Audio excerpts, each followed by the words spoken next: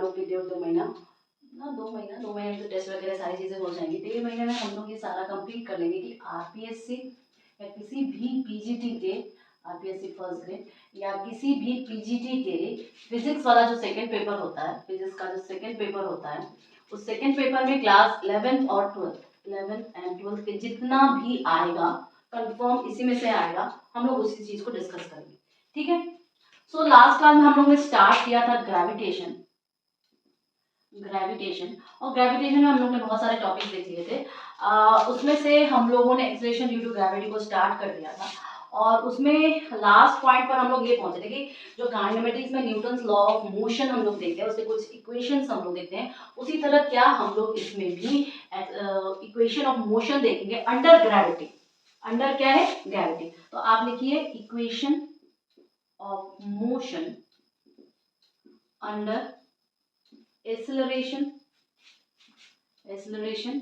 Due to gravity.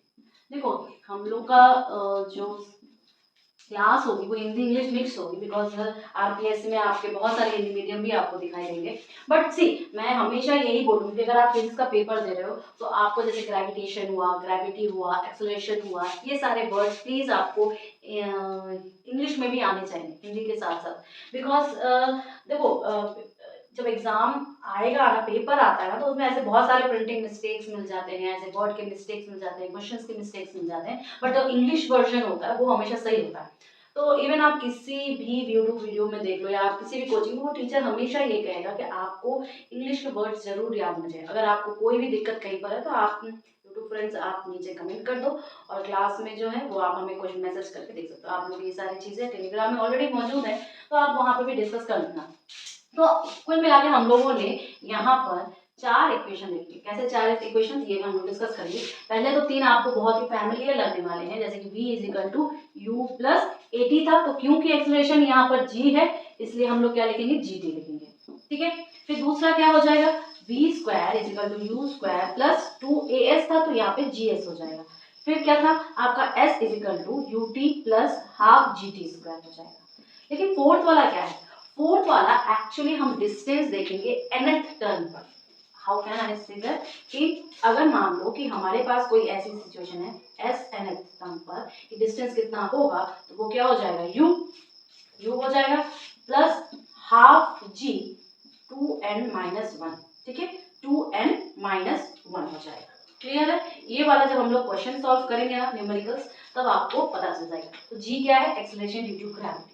अब यहाँ पे बॉडी कैसे फॉल कर रही है, बॉडी जो फॉल कर रही है वो हमारी फ्रीली फॉलिंग बॉडी है, फ्रीली फॉलिंग बॉडी है। जब ये फ्रीली फॉलिंग बॉडी है, इसका मतलब क्या है कि ये जो कांस्टेंट मोशन कर रही है, यानी कि कांस्टेंट मोशन का मतलब क्या है कि ये जो फॉल कर रही है वो स्टेडी स्टेट में है, स्टेडी स्टेट। क्लियर है? तो बॉडी जो फॉल कर रही है वो एक्सेलरेशन ड्यू टू ग्रेविटी के अंदर फॉल कर रही है और वो स्टेडी स्टेट में है। तो ये इक्वेशन जब ऐसे कंडीशंस आएंगे हमारे, तभी हम इनका इस्तेमाल करेंगे। नेक्स्ट हम लोग जा चुके थे कि जो जी है इसकी डिपेंडेंसी किसके ऊपर है, डिपेंड किसके ऊपर करता है। तो हम लोग ने देखा था कि डेप्थ के ऊपर करता है, मतलब कितनी गहराई में है। फिर हमने देखा था कि हाइट के ऊपर डिपेंड करता है, हाइट के ऊपर डिपेंड करता है यानी कितनी ऊंचाई पर है।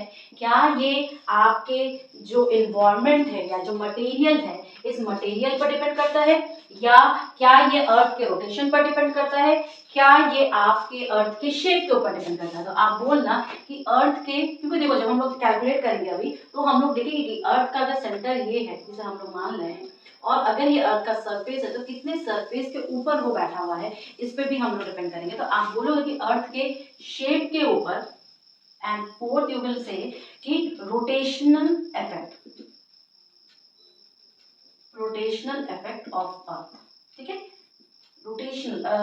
रोटेशन कैसे करती है अर्थ, उसके ऊपर ये डिपेंड करती है। देखो हम लोग रिवॉल्व और रोटेशन और रेवोल्यूशन 2 चीजें पढ़ते हैं और ये क्लास 3rd से पढ़ाया जाता है। ठीक है, रोटेशन एंड रेवोल्यूशन जो आप लोग का यूनिवर्स का चैप्टर होता है। सो हाँ, मुझे कमेंट करके बताना कि रोटेशन और रेवोल्यूशन, रोटेशन एंड रेवोल्यूशन ये दो वर्ड है अर्थ के रेस्पेक्ट में, अर्थ के रेस्पेक्ट में, और मुझे आंसर बताना आज कि किसके कारण सीजन होते हैं या मौसम होते हैं और किसके कारण डे एंड नाइट होता है, डे एंड नाइट होता है। ये चीज आप मुझे आंसर दोगे। एंड ये सारे छोटे छोटे एमसीक्यूज क्वेश्चन बिलीव मी ऐसे आ जाते हैं कभी उठपटांग से, ठीक है। तो इन 4 चीजों के ऊपर डेप्थ, हाइट, अर्थ की शेप और रोटेशनल इफेक्ट, रोटेशनल इफेक्ट देखो, रोटेशनल इफेक्ट में हम लोग बहुत से करते हैं, रोटेशन काइनेमेटिक्स का सेक्शन है, ठीक है। तो उसमें हम लोग देखते हैं कि सेंटर ऑफ मास, ये सारी चीजें वो अलग तो हम लोग देखेंगे, बट इन 4 चीजों पे डिपेंड करता है। तो हम लोग एक एक करके इक्वेशंस देखेंगे और एक करके डिराइव करेंगे, ठीक है।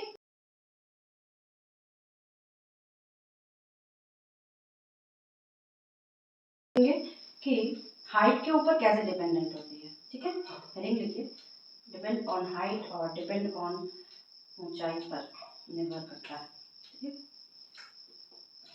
डिपेंड ऑन हाइट, इक्वेशन आते हैं, श्योर है स्टार बना लीजिए, इसके ऊपर क्वेश्चंस आते हैं, न्यूमेरिकल्स भी आ सकते हैं, इक्वेशंस भी आ सकते हैं, क्योंकि हाइट और डेप्थ को कंफ्यूज किया जाता है, ठीक है। हाइट कभी कभी इसको एल्टीट्यूड भी बोल देते हैं, ठीक है। कैसे करोगे अब देखो, acceleration due to gravity, acceleration due to gravity, आपको सारी चीजें देखो, हम हमेशा कहते हैं कि आप पढ़ के कभी भी फिजिक्स नहीं सीख सकते। इवन नाउअडेज जो ह्यूमैनिटीज के सब्जेक्ट्स आते हैं वो भी आपको लिखना ही पड़ता है, बिकॉज वो बड़ा सा पोथा बिल्कुल भी नहीं पूछा जाता है, पॉइंट पे क्वेश्चंस पूछे जाते हैं। तो हमेशा लिखो, खुद से लिखो, ठीक है। तो acceleration due to gravity, g is equal to क्या था, g M upon R square, right. Mass किसकी, अर्थ की, रेडियस किसकी, अर्थ की। तो हम लिख देते हैं एक बार यहाँ पर रेडियस ऑफ अर्थ, ठीक है। ये क्या है, मास ऑफ अर्थ, ठीक है। और ये क्या है, ग्रेविटेशनल कांस्टेंट, ग्रेविटेशनल कांस्टेंट, ठीक है, ग्रेविटेशनल कांस्टेंट। अब जान लो कि ये तुम्हारी सिचुएशन है, क्या है, ये मान लो तुम्हारा अर्थ है, ये अर्थ का सेंटर है। अब मान लो ये तुम्हारी अर्थ की रेडियस है, लेकिन ये अर्थ का जो सरफेस है, इस सरफेस के कुछ हाइट पर, मान लो कि ये हाइट h है, इस हाइट पर क्या है, हम किस चीज को ऑब्जर्व कर रहे हैं कि कहाँ कितना इफेक्ट कर रहा है g। तो हमारे पास जो ये इक्वेशन है, इस इक्वेशन पर ही सारी चीजें डिपेंड करेंगी, इस इक्वेशन पर ही सारी डिपेंड करेंगी। मान लो कि इस पॉइंट पर आपका g डैश क्या है, एक्सेलरेशन ड्यू टू ग्रेविटी है। तो यहाँ पर हम क्या लिखेंगे, gm लिखेंगे, लेकिन हाइट तो अब हमारी अल्टर हो गई, जो कि r प्लस h का होल स्क्वायर हो गया। खोलो इसे, तो gm upon R square plus H square plus 2rh, यही तो आएगा। तो अगर हम ये चीज करें, क्या करेंगे, रेशियो कर दो, तो g dash upon g is equal to gm upon R square plus H square plus 2rh into आपका क्या हो जाएगा, ऊपर चला जाएगा आर स्क्वायर अपॉन gm तो कट जाएगा, लेकिन ये चीज रह जाएगी, ये चीज रह जाएगी। अब इन चीजों को हमें कॉमन लेके इग्नोर करना है, कैसे भी करके कॉमन लेके इग्नोर कर। तो हम एक चीज और कर सकते हैं, क्या कर सकते हैं बताओ, g डैश, इसको मैं सॉल्व कर रही हूँ, नेक्स्ट टाइम आप खुद से करना। तो ये क्या हो जाएगा, आर स्क्वायर अपॉन, ये तो है, तो आर प्लस एच का होल स्क्वायर कर सकते हैं, आर प्लस एच का होल स्क्वायर कर सकते हैं। अब जब ऐसी सिचुएशंस रहती है तो हम लोग क्या करते हैं, कॉमन लेने की कोशिश करते हैं, जिससे कि ऊपर वाला आर कट जाए, तो कॉमन लो यहाँ पे आर स्क्वायर, अगर यहाँ पर हम आर स्क्वायर लेते हैं और यहाँ पर आर स्क्वायर कॉमन करते हैं, तो यहाँ पर क्या बचेगा बताओ, इससे ही देख लो ना, 1 plus H square by R square, ठीक है। और उधर क्या बचेगा, कट जाएगा, उधर क्या बचेगा, कट जाएगा। तो हम ओवरऑल क्या देख रहे हैं कि 1 प्लस एच बाई आर का whole square, 1 plus H by R का हम देख रहे हैं होल स्क्वायर। तो इसको ऐसे ही लिख दो, 1 प्लस एच बाई आर का होल स्क्वायर देख दो, ये कट जाएगा, तो 1 upon 1 plus H by R का whole square is equal to g dash by g, यही तो हुआ, जी डैश बाई। अब हम इसको क्या कर सकते हैं बताओ, इसको हम कैसे वाला कर सकते हैं, इसको हम बाइनोमियल थ्योरम से ओपन कर सकते हैं। तो ऑटोमेटिकली हमारा क्या हो जाएगा, D dash by g is equal to 1 plus H by R का to the power -2, open by binomial theorem, binomial theorem से इसको खोलो, तो क्या बन जाएगा, सिंपल, हमें सिर्फ वन टर्म तक ही चाहिए, तो ये हो जाएगा 1 - 2h बाई आर, होगा कि नहीं बताओ, 1 माइनस 2h/r होगा कि नहीं? 1 माइनस 2h/r होगा ना? तो ये हमें g dash by g is equal to 1 minus 2h/r। तो इसके लिए हम क्या करें, जो नया जो हमें न्यू मिलेगा एट एल्टीट्यूड पर, तो g डैश क्या हो जाएगा, g times of 1 minus 2h/r। ये इम्पॉर्टेंट है डबल स्टार बनाना। न्यूमेरिकल्स भी आ सकते हैं और आपको इसके एक्सप्रेशन वाले क्वेश्चंस भी आ सकते हैं, कंफर्म है, एक आता ही है, आप देख लेना पिछले साल के जितने भी। और प्लीज रिवाइज करोगे कौन सा पेपर, जो रिसेंट वाला होगा 2022 में, ठीक है, और उसके पहले वाला, यही दोनों पेपर सही आए हैं। उसके पहले के जितने पेपर आरपीएससी फर्स्ट सेट के आ रहे थे सब जल्लू टाइप के आ रहे थे, ठीक है, तो उस पर बेस तो कभी भी मत रहना, ठीक है। Is this okay? Even assistant professor के भी जो पार्ट वाला 11 12 का पार्ट आता है ना, और ग्रेजुएशन का पार्ट है, यही सबसे उठा उठा के देते हैं, बिकॉज उनका सिलेबस इतना वास्ट होता है, सब वो रिवीजन कर नहीं पाते, सारे न्यूमेरिकल वो सॉल्व कर नहीं पाते, उठा के पटक देते हैं। सो नेक्स्ट हेडिंग डालिए कि हम लोग कैसे डिपेंड करते हैं किस पर, डेप्थ पर, ठीक है, वो भी हम लोग अर्थ के सरफेस से ही लेंगे, वो भी हम लोग किससे लेंगे, अर्थ के सरफेस से लेंगे। तो हेडिंग डालिए depends on depth, depends on the depth. कौन डिपेंड कर रहा है डेप्थ पर? Acceleration due to gravity. Simple question है, जैसे कि हम लोग उसको निकाले थे। मान लो ये हमारा अर्थ है, अर्थ सरफेस है, ये अर्थ सरफेस है, ये क्या है, अर्थ का सेंटर है।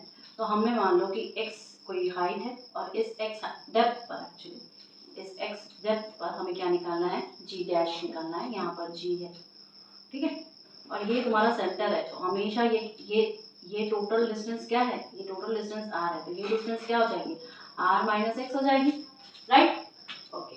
तो इनिशियली सरफेस पर, अर्थ के सरफेस पर g क्या है, g is equal to gm upon r square. ये सारी चीजें मैं लिखूंगी नहीं। m क्या है, मास ऑफ अर्थ है, मास ऑफ अर्थ है।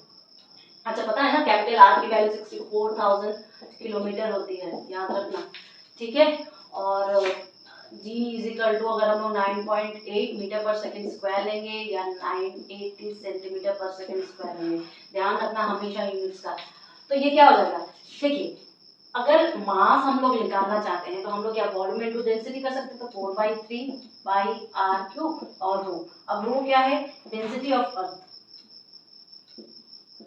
डेंसिटी ऑफ अर्थ, ठीक। सरफेस पे मास m है और ये गहराई वाले सरफेस पे मास मान लो m डैश है, m डैश एट डेप्थ, ठीक है, डेप्थ पर। तो अगर मैं इससे निकालना चाहूँ तो मेरे पास g क्या है, gm अपॉन आर स्क्वायर, या मैं ये भी तो कह सकती हूँ कि g is equal to g upon R square into 4/3/r³, ठीक है, रो। तो आर स्क्वायर और ये कट जाएगा, तो मेरे पास g 4/r रो अपॉन 3 बचा, ठीक। अगर मैं g डैश करना चाहूँ तो मेरे पास g m dash upon r minus X का होल स्क्वायर आएगा, यानी कि अगर मैं ये करना चाहूँ कि g by r minus X का होल स्क्वायर, m क्या हो जाएगा 4/3/r³। अब r³ क्या हो जाएगा, ये r माइनस एक्स का whole cube into rho, density तो सेम ही रहेगी। तो बताओ ये स्क्वायर और ये तो चीज कट जाएगी, is equal to 4π/3 g r minus x rho. अब करो g डैश बाई g, अब करो g डैश बाई g, देखिए आंसर क्या आ रहा है, थोड़ा सा हाथ पाँव लगाओ, करो क्या आ रहा है आंसर, बताओ। इसका तो आ जाएगा तुम्हारा 4π/3 into g R minus x rho upon 4π/3 g R rho, rho cut गया, जी कट गया, ये कट गया, ठीक है। तो ये आंसर आ जाएगा r minus x upon r minus x upon r। क्या सबका ऐसा आ रहा है, ये सबका ऐसा आ रहा है। तो इसका मतलब अगर मैं g निकालना चाहूँ, अगर मैं सिर्फ और सिर्फ क्या निकालना चाहूँ, g डैश निकालना चाहूँ या g निकालना चाहूँ, तो वो अपॉन में इनटू हो जाएगा ना। तो g डैश क्या हो जाएगा, is equal to g times of 1 minus X by R, होगा कि नहीं बताओ। इंपॉर्टेंट फार्मूला है, स्टार बनाओ। लेकिन मैं इससे कंक्लूजन कुछ और ड्रॉ करना चाहूंगी। देखिए, एक डेप्थ हो गया, एक एल्टीट्यूड हो गया, लेकिन अगर मैं सेंटर पर निकालना चाहूँ जी डैश एट सेंटर, तो क्या हो जाएगा, 0 हो जाएगा, क्योंकि वो तो चीज 0 आ जाएगी। सेंटर में यहाँ पे सेम कर देंगे तो वो 1 हो जाएगा, 1 हो जाएगा तो 0 आ जाएगा। तो इसका मतलब क्या है कि एक्सेलरेशन ड्यू टू ग्रेविटी जो है वो सेंटर पर 0 है, एट सम डेप्थ पर ये है, एट सरफेस पर 2h/r है, 1 माइनस 2h/r है, सॉरी। तो सरफेस पर यानी कि हम कंक्लूजन ये ड्रॉ कर सकते हैं कि जी जो होगा वो सरफेस पर क्या हो जाएगा, मैक्सिमम हो जाएगा, मैक्सिमम। सबसे अधिक एक्सेलरेशन ड्यू टू ग्रेविटी जो जी है वो सरफेस पे सबसे अधिक रहती है, बाकी सेंटर पर 0 रहेगी, सम डेप्थ पर, सम एल्टीट्यूड या हाइट पर समथिंग रहेगा। क्लियर है ना इतना? अब हम देखेंगे कि अर्थ का जो एक्सेलरेशन ड्यू टू ग्रेविटी है वो कैसे प्रभावित होता है अर्थ के रोटेशन के कारण, अर्थ के रोटेशन के कारण। हेडिंग नेक्स्ट डालो कि रोटेशनल पर depends on earth rotation, earth rotation. तो मैंने अभी आपको रोटेशन और रिवोल्यूशन के लिए बोला, बहुत जनों ने आंसर भी दिया, मैक्सिमम लोगों ने सही बोला है। रोटेशन क्या होता है? रोटेशन होता है आपका 24 आवर्स का, यानी कि आपके डे एंड नाइट, ठीक है। और रेवोल्यूशन क्या होता है? आपके सीजन का, सीजन रीजन इसी से करता है, यानी कि इलेक्ट्रिकल पार्ट में सन के अराउंड जो घूम रहा है, राइट। अब देखो जब रोटेशन कर रहे हैं तो देखो ये अगर हमारा सरफेस है, ये अगर हमारा अर्थ है और ये अर्थ का सरफेस है, अर्थ सरफेस। अब अर्थ अगर रोटेट कर रही है, अर्थ अगर रोटेशन कर रही है, तो इसका मतलब क्या है कि अर्थ के सरफेस के ऊपर या अर्थ के ऊपर जो भी बॉडी है वो भी रोटेशन कर रही है। जब वो भी रोटेशन कर रही है तो इसका मतलब क्या हुआ कि वो एक सेंट्रीफ्यूगल फोर्स क्या करेगी, एक्सपीरियंस करेगी। क्यों? क्योंकि उसके रोटेशन के ऊपर। अब देखो जब हम मान लो ये है, तो ये जो इमेजिनरी लाइंस होती हैं, जैसे कि हम लोग ग्लोब डिस्कस किए थे आरपीएससी के फर्स्ट पेपर में, जो कि जीके का होता है उसमें ज्योग्राफी वाले पार्ट पे, तो ये सारी चीजें जो एक एक एंगल्स पर बनी होती हैं उन्हें हम क्या कहते हैं, एक क्या क्या होता है, लैटिट्यूड होता है और एक लॉन्गिट्यूड होता है। तो ये सारी चीजें जो एंगल्स पर बने होते हैं, हॉरिजॉन्टल लाइन, जो इमेजिनरी लाइन, उन्हें हम क्या कहते हैं, लैटिट्यूड्स कहते हैं, लैटिट्यूड्स, ठीक। और ये दोनों हमारे क्या है, पोल हैं। तो मुझे यहाँ पे एक्चुअली इसलिए मैं बोल रही हूँ बिकॉज मुझे एक एंगल्स करना है। तो ये जो लैटिट्यूड्स होते हैं ना, ये सॉरी, ये जो आपके लैटिट्यूड्स है ना, ये एक पर्टिकुलर एंगल्स पर होते हैं। तो लैटिट्यूड्स का जो एंगल होता है, मान लो कि वो लैम्डा है। अब मुझे ये बताओ, एक तो लैम्डा की मैक्सिमम वैल्यू 90 डिग्री होगी और एक लैम्डा की मैक्सिमम वैल्यू मिनिमम वैल्यू होगी 0, ठीक है। तो क्या हम इससे नहीं कह सकते हैं कि लैटिट्यूड का जो एंगल लैम्डा है वो मैक्सिमम होगा 90 डिग्री, और वो होगा कहाँ पर, वो होगा हमारे पोल्स पर। लेकिन इसका जो मिनिमम वैल्यू होगी वो क्या हो जाएगी, 0 डिग्री हो जाएगी, और वो हो जाएगी इक्वेटर पर। ये चीजें आपको समझ में आ गई। और साथ ही साथ हमें ये भी समझ में आ गया कि सेंट्रीफ्यूगल फोर्स कौन एक्सपीरियंस करेगा, वो हमारा जो बॉडी है अर्थ के सरफेस के ऊपर, वो इस चीज को एक्सपीरियंस करेगा, ठीक है। क्यों? क्योंकि वो सर्कुलर पाथ है। अब देखो जब बॉडी सर्कुलर पाथ पर है तो यहाँ पे सबसे बड़ा सर्कल उसको मिलेगा, बिगेस्ट सर्कुलर पाथ कहाँ पर, इक्वेटर पर। और सबसे जो सिर्फ और सिर्फ पोल पर ही रोटेट है वो तो मैं पोल पर हूँ। लेकिन धीरे धीरे जैसे हाइट ऊपर की तरफ, पोल्स की तरफ इंक्रीज होती है, तो हम क्या कहते हैं कि जो रेडियस होता है वो क्या होता है, डिक्रीज करने लगता है। रेडियस क्या होता है, वो हमारा डिक्रीज करने होता है, और पोल्स पर आके रेडियस हमारा क्या हो जाता है, एकदम 0 हो जाता है। इतना हमें सबको समझ में आ गया है। तो अब जब इतना समझ में आ गया तो क्या बॉडी हमारा एक मैग्नीट्यूड फील करेगा सेंट्रीफ्यूगल फोर्स का, और जो एक्सेलरेशन ड्यू टू ग्रेविटी होगी जो कि रोटेशनल मोशन ऑफ अर्थ के है, वो क्या हो जाएगी, मैक्सिमम कहाँ पर इफेक्ट करेगी, आपके इक्वेटर पर की पोल्स पर, बताओ।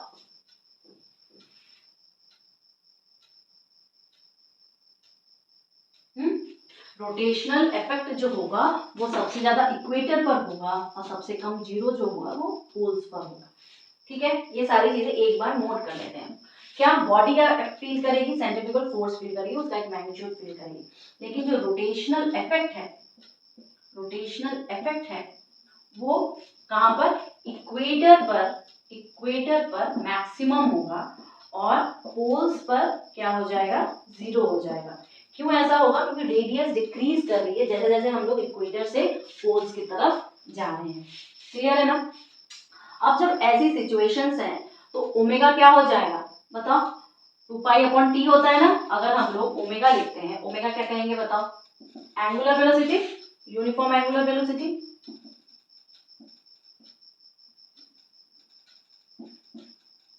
वेलोसिटी अगर मैं ये इसको बोलूं तो ये क्या हो जाएगा, omega is equal to 2π/t।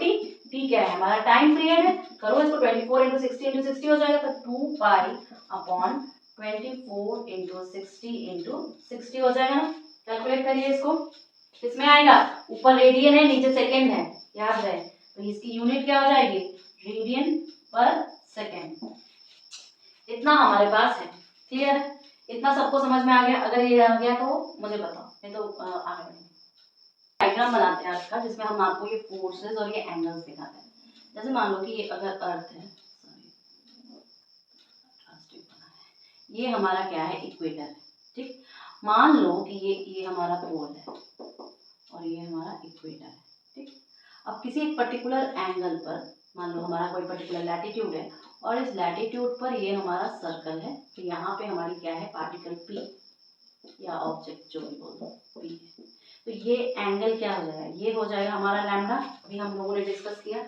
अब देखो एक चीज तो आपके ऐसे आएगी, ठीक, सरफेस पे जो होगी वो क्या हो जाएगी हमारी, सरफेस पे जो होगी वो हो जाएगी हमारी जी चलती है ना सरफेस पे। लेकिन सरफेस के एक जब हम लोग रोटेशनल इफेक्ट लेंगे तो वो क्या हो जाएगा, जी डैश हो जाएगा, वो क्या हो जाएगा, जी डैश हो जाएगा। ठीक है, तो अगर ये अगर ऐसा है तो ये क्या हो जाएगा, एम जी डैश आ जाएगी और ये वाली क्या आ जाएगी, एम जी आ जाएगी। ठीक, लेकिन यहाँ पर क्या आ जाएगा, यहाँ पर वाला हमारा सेंट्रीफ्यूगल फोर्स आ जाएगा। ज्वाइन कर दो और ये इसका मतलब एक पीछे के साइड में जाएगा, बैक के साइड में। ठीक, सो ये तुम्हारा कैसा डायग्राम को देखिए एक बार और फिर आपको इजी होगा इसको समझना। क्लियर है ना। ये बॉडी रोटेट कर रही है ऐसे, ये बॉडी इस रोटेशन में जा रही है, इस रोटेशन में जा रही है, यानी कि ऐसे। क्लियर है, बॉडी इस रोटेशन में जा रही है। और हम क्यों ऐसा कैलकुलेट कर रहे हैं, बिकॉज हमें सेंट्रीफ्यूगल फोर्स कैलकुलेट करना है, क्योंकि सेंट्रीफ्यूगल फोर्स के हेल्प से ही हमें जी डैश मिल जाएगा। क्लियर है, तो अगर मैं इसको लिखूं तो ये क्या हो जाएगा, यहाँ पे लिखूं सेंट्रीफ्यूगल फोर्स को अगर एफ सी लेते तो ये क्या हो जाती है, मास ऑफ द बॉडी। ठीक है, फिर क्या होती है बताओ, एक्सीलरेशन ड्यू टू ग्रेविटी, उसके बाद ओमेगा स्क्वायर जो हमारी एंगुलर वेलोसिटी है। तो लिखिए इसको क्या हो जाएगा, फिर यहाँ पर ये एंगल आपका लैम्डा हो गया। अगर ये एंगल आपका, देखो ये दोनों चीजें पैरेलल आ रही है तो ऑब्वियस ही बात है ये एंगल भी लैम्डा हो जाएगा। फिर तो ये क्या हो जाएगा, mass of the body into radius of the circular path.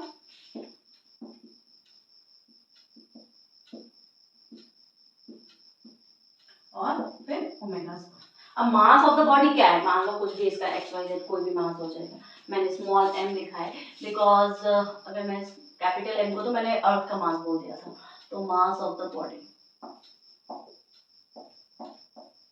ठीक, तो यहाँ पे FC पर हम क्या लिखेंगे, m लिखेंगे।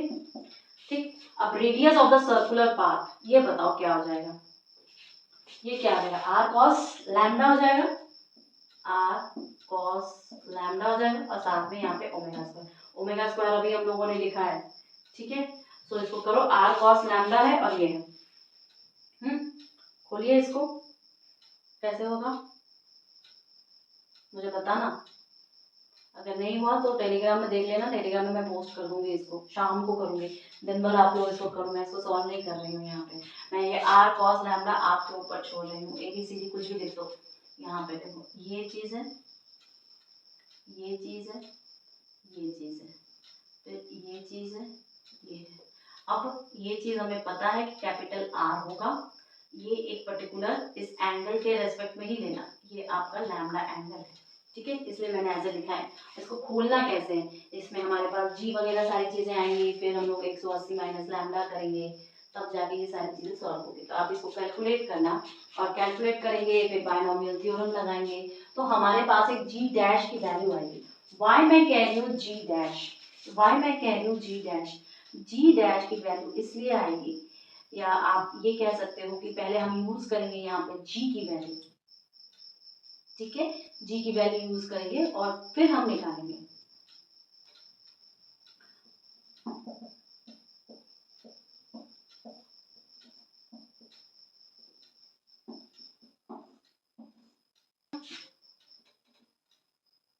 हो जाएगा ये चीज।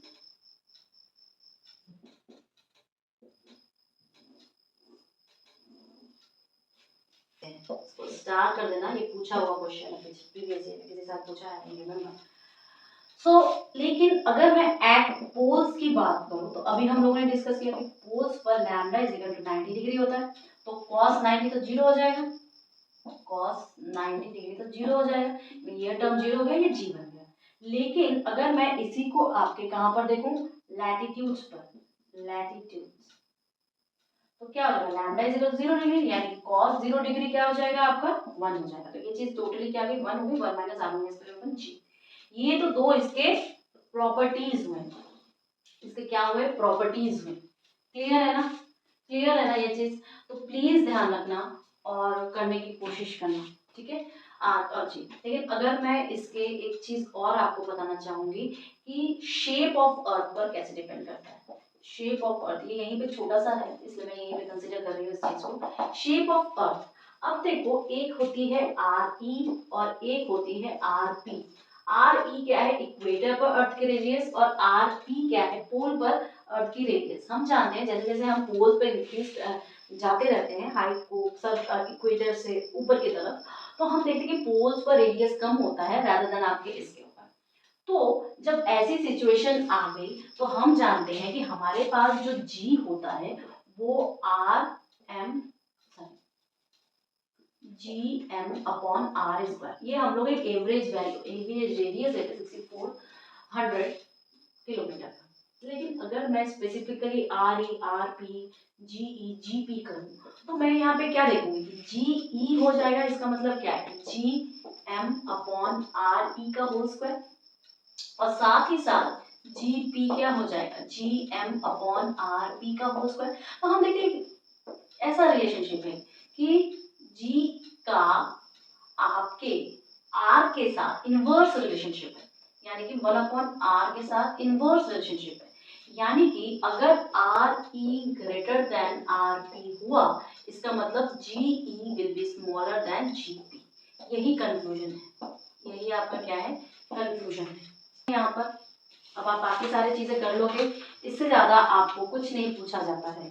याद रखना, एक्सप्रेशंस पूछते हैं, न्यूमेरिकल्स पूछते हैं इस एक्सेलरेशन ड्यू टू ग्रेविटी से रिलेटेड। तो आज इससे जितने भी रिलेटेड मैं पोस्ट करूंगी वीडियो के साथ वो कर लेना, और डेफिनेटली आपके पास अदर बुक्स होंगे उससे देख लेना, जरूर करना, आज के आज ही करना। Okay, thank you.